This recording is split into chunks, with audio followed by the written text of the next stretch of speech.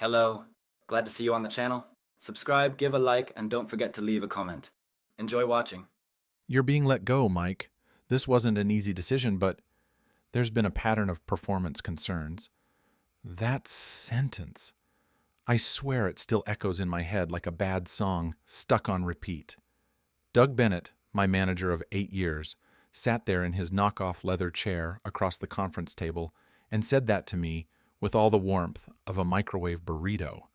No anger, no yelling, just that corporate calm that somehow makes it worse.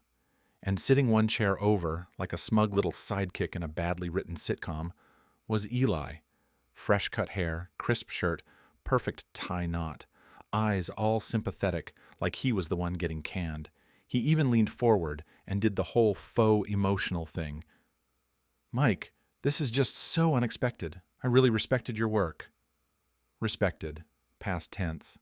That one hit harder than the actual firing. Now, I'm not new to the game. I've been in data analytics longer than Eli's been out of college. I've built dashboards that helped our execs avoid six-figure disasters. Hell, I taught Doug how to use pivot tables when he first started managing our team. But suddenly, I was being told that my work had been sloppy, that I had sent in multiple reports with critical errors, that clients had lost confidence. And not a single specific example was being shown to me in that room, just this vague cloud of concerns. Here's the thing. I knew what this was about. 2 weeks earlier, I'd been training Eli on our systems. Doug said he was a rising star, and I should let him shadow some of my projects. Normally, I wouldn't care. Kid's green, but eager, and he had that startup veteran attitude where he drops buzzwords like synergy and pipeline every 4 sentences. But I started noticing small things. Report versions missing formatting I distinctly remembered fixing. Formulas being swapped out without explanation. He even once told me he'd cleaned up my dashboard before sending it off to Doug. I didn't think too much of it then. Figured he was just trying to be helpful, maybe a bit overeager. But now, sitting there in the conference room while HR slid a folder across the table with my name and a list of termination logistics, I started connecting dots that I should have seen weeks ago. He had access to my reports. He had editing privileges. And every so-called error that ended up in Doug's hands, yeah, you guessed it, came after Eli had polished the files. And Doug, that man had always been a see which way the wind's blowing kind of manager. The second someone higher up starts questioning performance, he's already halfway through throwing someone under the bus to save his own neck. I could see it in his face. Not regret, not guilt, but relief. Relief that he'd found a scapegoat, that the audit team wouldn't look too closely because he was taking action. So I nodded. I took the folder. I stood up while the HR lady tried to give me that "we're here for you" smile that makes your skin crawl. And I walked out without a word. No shouting, no accusations, just silence. Because the second Eli gave me that pathetic half grin and mouthed, "Sorry, man," like we were still buddies, I knew exactly what I was dealing with. The best kind of liar. The kind who's charming, the kind who's careful, the kind who makes you question whether you really made those mistakes. And maybe if I were younger, I would have reacted. Maybe if this was my first rodeo, I'd have sent a strongly worded email, tried to plead my case. But I've seen how this game works. I know that once a company decides you're dead weight, trying to change their mind just makes you look desperate. Instead, I went home. I opened a beer. I stared at my kitchen table for about an hour, and then I opened my work laptop, which, by the way, nobody had asked me to return yet, and started backing up every file, every email chain, every time-stamped version of every report from the last 6 months. Because I may be a lot of things, but sloppy, incompetent? No. I've forgotten more about data integrity than Eli has ever learned, and something about the way Doug had rushed this, it didn't sit right. You don't fire a guy with a clean record over a couple typos in quarterly summaries. Not unless someone's trying real hard to make it stick. Still, I didn't say a word. Not then. What would you do if your boss smiled while stabbing you in the back? Let it go? Or start taking notes? Losing a job hits differently when you're over 50. It's not like when you're in your 30s and people assume you're pivoting or chasing your dream. No, at my age, unemployment smells like obsolescence. It smells like managers half your age talking to you like you're their dad, like you missed a memo about the world changing and now you're just taking up space. And when I walked out of that building with my cardboard box, a potted plant, and the dignity of a man pretending it was all part of some plan, I knew exactly what I was in for. No one says it out loud, but companies don't fire guys like me unless they want to get younger, cheaper, and flashier. Eli was all three. The first week was a blur. I'd wake up at 6, out of habit, and just sit at the kitchen table watching the sun crawl across the counter. My wife, Jenna, kept the house running like nothing had changed. She left little notes on the fridge, grocery lists, reminders for dentist appointments, that kind of thing, and I pretended to be useful by checking them off. I applied to jobs I knew I'd never hear back from. I updated my LinkedIn with a vague, exploring new opportunities status, which might as well have said, please validate my existence. And every time I clicked send on a resume, I could feel the algorithm scanning my age, my last title, and quietly dropping my name to the bottom of the list. The worst part wasn't the silence, it was the noise. The fake cheerfulness from recruiters trying to circle back on roles they knew I wasn't a fit for. The auto-rejection emails that arrived 5 minutes after submission. The way friends from work sent a single, awkward text like, "Heard what happened? Total BS. Let me know if I can help," and then promptly vanished into the background. I didn't blame them. Nobody wants to stand too close to the guy who just got thrown overboard. Makes the sharks curious. But what really gnawed at me, what kept me up at night, was the possibility that maybe, just maybe, Eli had played me from day one. Looking back, the signs were everywhere. The late-night emails asking for clarification on formulas he already understood. The way he'd hover over my shoulder during presentations, nodding like an understudy waiting for the lead to sprain an ankle. And I remembered one Slack message in particular, just a throwaway at the time, where he'd asked if he could use my login credentials because he was locked out of the data server. "Just for 5 minutes," he'd said. "Swear I won't break anything." I'd laughed, given him temporary access, and thought nothing of it. Now I couldn't stop thinking about it. About all of it. I started going through my backup drive, the one I kept more out of habit than necessity. Old project files, revision histories, time-stamped spreadsheets, archived emails. I reviewed them with a detective's eye, not because I had a plan, but because I needed to prove to myself that I wasn't crazy, that I hadn't just fallen behind or let the world outpace me. I needed evidence that I hadn't done anything wrong, even if no one else would see it. And that's when things got interesting. There were discrepancies, not big, screaming red flag ones, but subtle inconsistencies that would fly under the radar unless you were looking for them. Versions of reports with changes I never made. Formulas altered in ways that made the numbers look cleaner, but were technically incorrect. Email chains where Doug had approved submissions I hadn't even sent. And buried deep in my sent folder, a string of drafts forwarded to Eli for review that never ended up in the final report folders. He'd taken my work, altered it, and resubmitted it under my name. Then, when the numbers didn't add up during the Q2 review, Doug had someone to blame who couldn't prove otherwise. Until now. Jenna caught me hunched over my laptop late one night and asked what I was doing. I told her I was just cleaning up files. She didn't push. She just nodded, kissed my forehead, and said, "Get some sleep, okay?" But I didn't. I stayed up documenting everything. I started creating a timeline, mapping out when Eli started shadowing me, when the report errors appeared, and when the internal feedback from clients began to shift. It was like assembling a puzzle that had been broken on purpose and scattered in plain sight. I still didn't know what I was going to do with it. I wasn't the type to file lawsuits or start smear campaigns. And let's be honest, most companies would rather protect their golden boys than admit they railroaded a guy who'd given them a decade of reliable service. But I wasn't going to just sit on my hands and let it all slide either. Pride's a funny thing. It doesn't pay your mortgage or get you health insurance, but once it's taken from you, you'll spend every ounce of energy trying to get it back. It wasn't about revenge yet, not quite. It was about clarity, about taking back the narrative before I lost it completely. I'd spent my entire career being the guy who kept his head down, did the job, and didn't rock the boat. But this wasn't just about a job anymore. This was personal.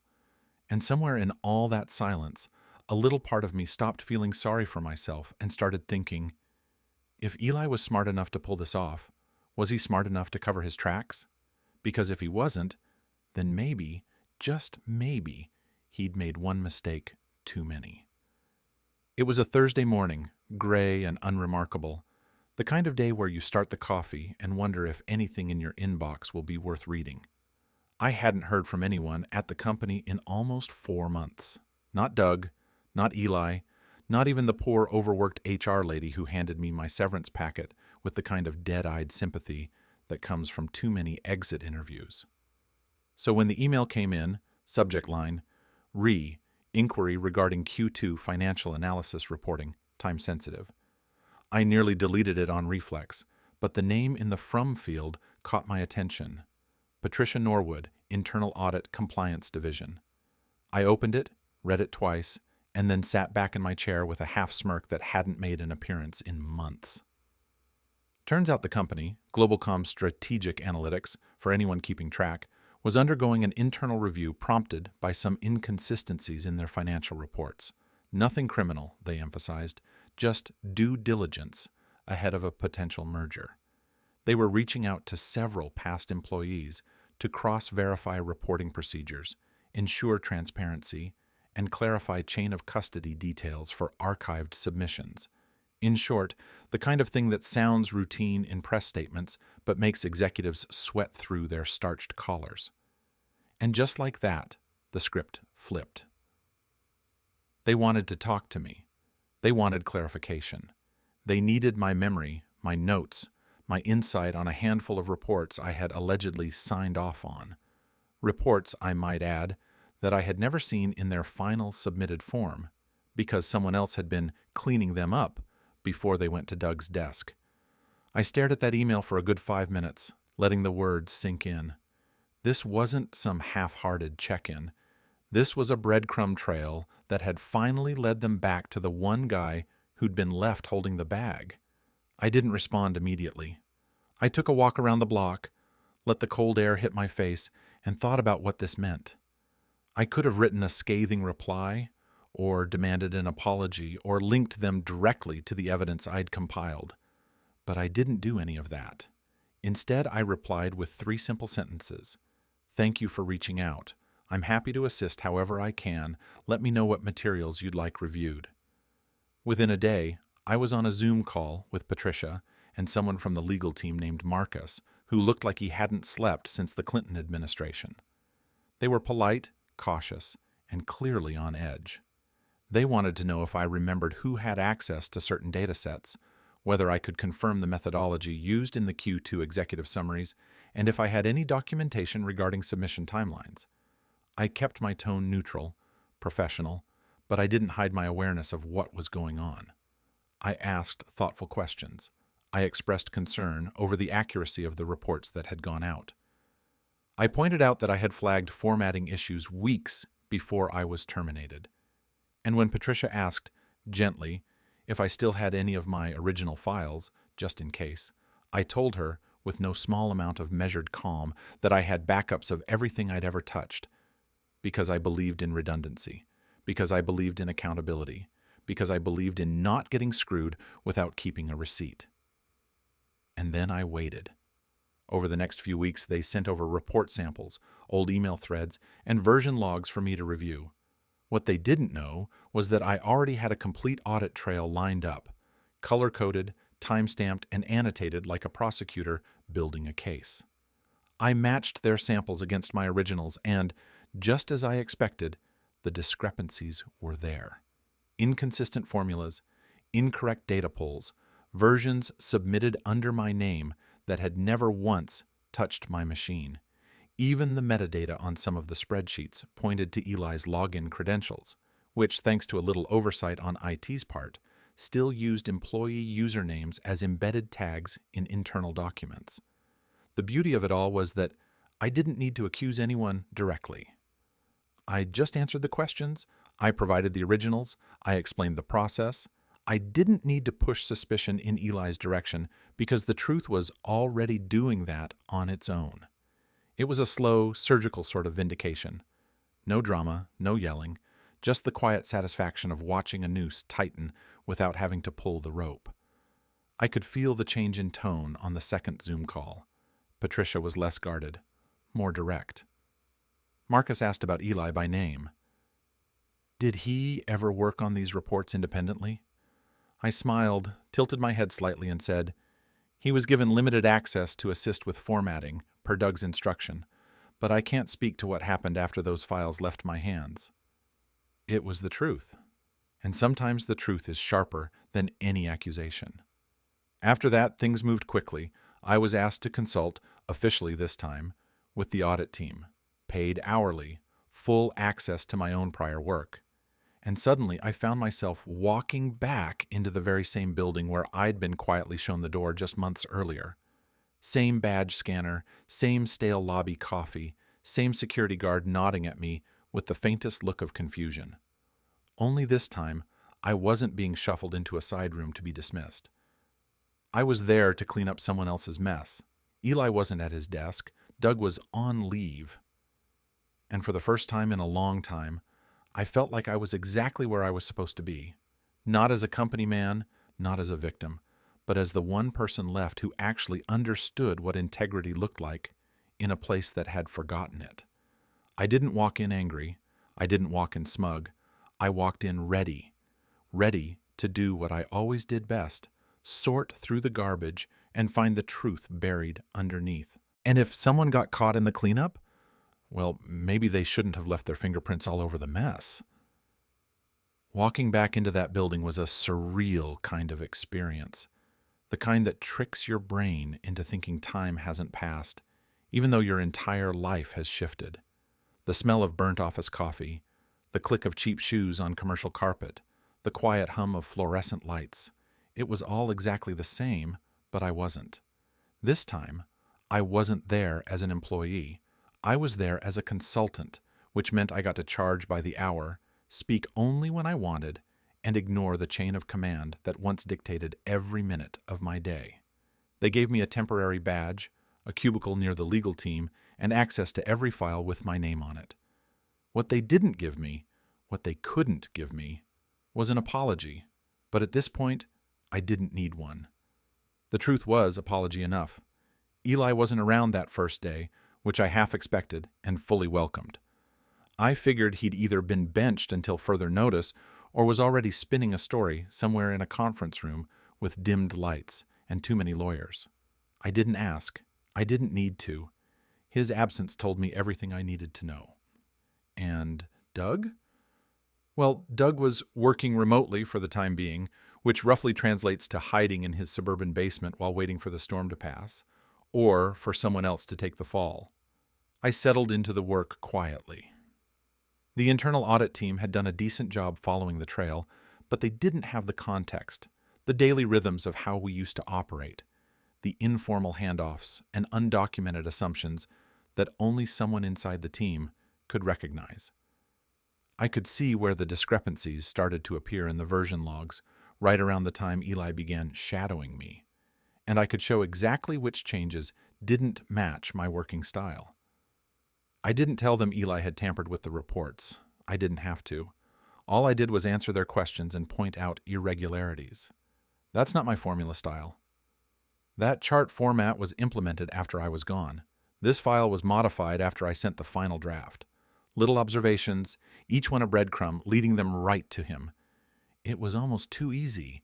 By the end of the first week, you could feel the shift in the air. The audit team stopped looking at me like a suspect and started treating me like a resource, a vital one. They began copying me on more emails, asking me to sit in on review meetings, and even requesting that I help draft the summary report for the board. Every time I walked past my old department, I could feel the eyes on me. Not everyone knew what was going on, but they knew enough to sense that something wasn't right. They remembered how abruptly I'd been fired. They remembered how quickly Eli had taken over my accounts, how eager he'd been to streamline our processes and make his name. And now that I was back, moving with a confidence I never had before, they were starting to connect the dots. And then came the meeting. It was scheduled on a Tuesday, late afternoon, under the generic title Q2 Reporting Audit, Phase 2. Findings. In attendance, Patricia from Compliance, Marcus from Legal, a few execs from Finance, and, to my great surprise, Eli himself. He walked in wearing a suit that looked more expensive than last time I saw him, but his face had none of the glow it used to. He looked tired, pale, like someone who hadn't slept well in a while. The room went quiet when he sat down. He offered a weak smile in my direction, the kind that doesn't reach the eyes, and I gave him a nod so brief it could have been mistaken for a twitch. Patricia walked us through the report. She used neutral language, corporate phrasing, things like unverified revisions and process irregularities, but the meaning was loud and clear. At least 5 critical financial summaries from the previous quarter had been altered between original draft and final submission. The changes weren't just cosmetic, they materially impacted projections. 2 major clients had made decisions based on those numbers, and one of them had filed a formal complaint. The person listed as the report author on all 5 documents? Me. The person who submitted them? Eli. Patricia asked if I could walk them through my original methodology. I did, clearly, calmly, and with supporting documentation. Marcus asked if I was aware that those files had been altered post-submission. I said I was not, and I had no access after they were forwarded to Doug. Then they turned to Eli. He shifted in his chair, tried to explain that there had been confusion around responsibilities, that he was under the impression that adjustments were part of the review process, and that he had only been trying to correct minor inconsistencies. Patricia, to her credit, didn't react. She just nodded, made a note, and asked him one final question. Did you receive explicit authorization to alter and resubmit these reports under Mr. Reynolds' name? And right there, right in that quiet, stale boardroom, Eli's mouth opened, and for the first time in his career, he didn't have an answer that could save him. He stammered something about verbal approvals, vague direction from Doug, implied permissions, but none of it stuck, because the version logs told a different story, because the emails showed no such directives, because the only person who could have approved his edits, Doug, was conveniently remote and unreachable for comment. The meeting ended without fireworks, without raised voices or slammed folders. Just silence. Heavy, satisfying silence. Eli walked out first, slower than usual, head slightly down. No one stopped him. No one said a word. Marcus thanked me for my time, and Patricia said they'd follow up by the end of the week. And that was it. I left the room knowing that the damage was done. He wouldn't be fired that day, not right in front of me. Companies like this don't like mess. They handle their problems behind closed doors with NDAs and performance improvement plans that read like death sentences in slow motion. But Eli was finished. His credibility, his trajectory, the little empire he thought he'd built on top of my reputation, it was all turning to ash. And the best part? I didn't have to lift a finger. I just pointed, and the fire lit itself.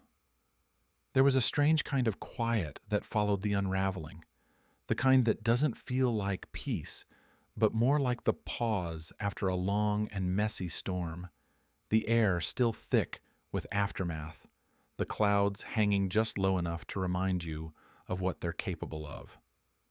After that final meeting, I returned to my desk, not the one I used to sit at, back when I was just another aging analyst trying to stay relevant, but the one tucked inside legal's little corner, near the printer that never worked and the filing cabinets no one had touched in years.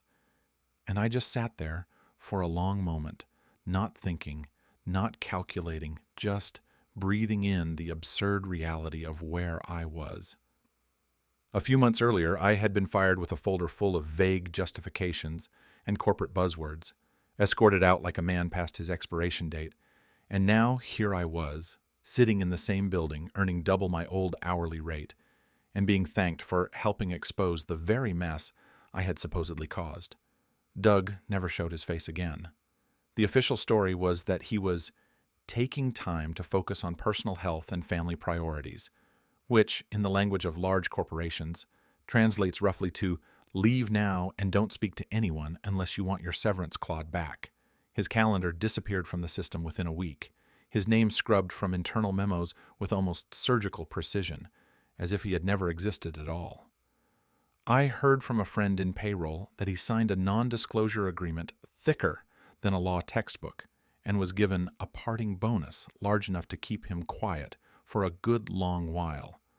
No consequences, no apology, just a golden handshake and a gently closed door. Eli, however, didn't walk out so clean. 2 days after the meeting, he was placed on administrative leave, and by the following Monday, his profile disappeared from the company directory altogether.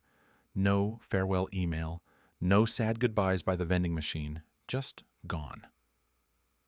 And while I was never officially told the details of what happened behind closed doors, I didn't need to be. People talk. They always do. One of the IT guys, a quiet kid named James, who used to ask me for Excel shortcuts, let it slip that Eli's laptop had been pulled for a full forensic review. Another woman in compliance mentioned in passing that there was significant concern over his handling of proprietary data. The pieces were easy enough to put together. It turns out when you play games with internal numbers, when you manipulate financial projections in a publicly traded company on the verge of a merger, and when you do so using someone else's name as a shield, it doesn't end with a write-up. It ends with a legal department whispering phrases like willful misrepresentation and gross negligence while you clean out your desk in silence. But the funny thing was, once the dust began to settle, once the meetings became less frequent, and the tension started to thin out in the hallways, the company tried to play nice. They asked if I'd consider coming back full-time. They said they valued my insight, my experience, my stability. They framed it like a comeback story, how great it would be for morale to have an old hand return, to show that the system works when we trust good people. I listened, I nodded, I smiled in that polite way you do when someone is offering you the chance to climb back into a hole you barely crawled out of. Then I told them, as gently as I could manage, that I appreciated the offer, but no, I wouldn't be returning. I told them I had new clients now, independent contracts, better money, and most importantly, control over my own name. I told them that being fired was the best thing that had happened to me in years, not because of what it did to my bank account, but because of what it reminded me about loyalty, about silence, about how easily integrity gets drowned out by ambition in places where perception is more valuable than truth. After I declined the offer, I went home, poured myself a drink, not in celebration, but in quiet recognition, and sat out in the garage where my old Harley had been collecting dust for the better part of a decade. I hadn't touched that bike in years, always saying I'd get to it when things slowed down, when the projects stopped piling up, when the pressure eased off. But now, with my reputation restored, my hands free of corporate shackles, and no morning meetings to dread, I found myself finally pulling the cover off. The leather seat was cracked, the chrome dulled, but the machine was still solid underneath, just like me. There was a moment, as I wiped down the handlebars and checked the old wiring, where I realized I didn't feel victorious. I didn't feel like I'd won some grand battle or delivered righteous justice. What I felt was something quieter, sharper, more lasting. I felt whole again. The kind of whole that comes not from revenge, but from truth finding its way to the surface, even if it takes a little push and a lot of patience. I never screamed. I never begged. I never went scorched earth. I let the evidence speak. I let their system swallow the lie they had propped up.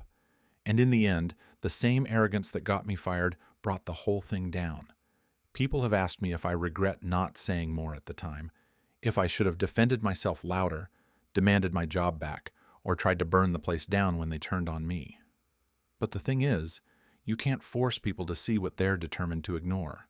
And sometimes the most satisfying kind of justice isn't the loud kind. It's the kind that leaves a mark, quietly, permanently, in the records and reputations of the ones who thought they'd never be caught. So, no, I didn't want revenge. I just wanted the truth to hurt in all the ways it needed to. And as far as I can tell, it did.